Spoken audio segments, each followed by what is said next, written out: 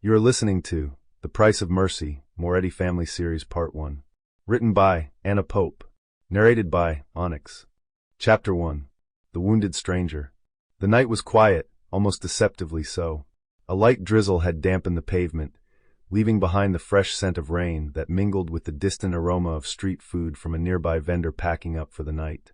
The streetlights flickered, casting an amber glow over the cracked sidewalks and empty roads. Julian Carter adjusted his bag over his shoulder and exhaled, exhausted from a long shift at the hospital.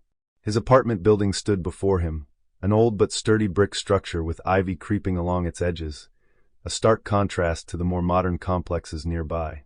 He had barely taken a step toward the entrance when a sharp noise split the air. A series of distant pops, unmistakable even through the urban stillness. Gunshots! Julian froze, his heartbeat hammering in his ears as he turned his head in the direction of the sound.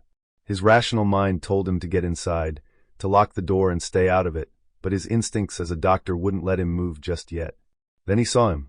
A lone figure emerged from the shadows, staggering forward like a man fighting an invisible force. Even in the dim streetlight, Julian could see the dark stains spreading across the man's torso, the sluggish yet determined steps of someone on the verge of collapse. Julian barely had time to react before the man crumpled to the ground in front of him. "Shit," Julian hissed under his breath as he dropped to his knees beside the fallen man. Blood seeped onto the wet pavement, dark and ominous. He pressed his hands against the wound, his training taking over. The bullet had gone deep, but the bleeding, while heavy, was still something he could manage if he acted fast. "You've been shot," Julian said, glancing up at the man's face. He was barely conscious, his breathing shallow. "I need to call an ambulance." No, the word came out as a sharp, pained growl. A hand clamped around Julian's wrist with surprising strength. "No hospitals." Julian hesitated. That single demand set off alarm bells in his head. The man's grip, the sharp intensity in his dark green eyes, the way he refused help. It all screamed danger. "This wound needs treatment," Julian insisted, but the man's grip tightened. "Figure it out." "No hospitals," he ground out. Julian clenched his jaw, knowing he should walk away.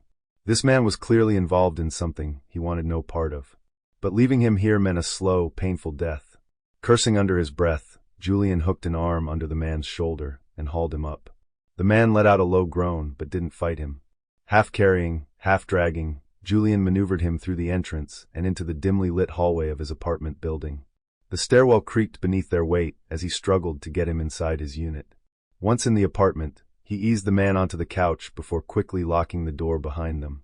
He grabbed his medical bag, ignoring the mess of blood staining his floor. The coppery scent. Sample complete. Ready to continue?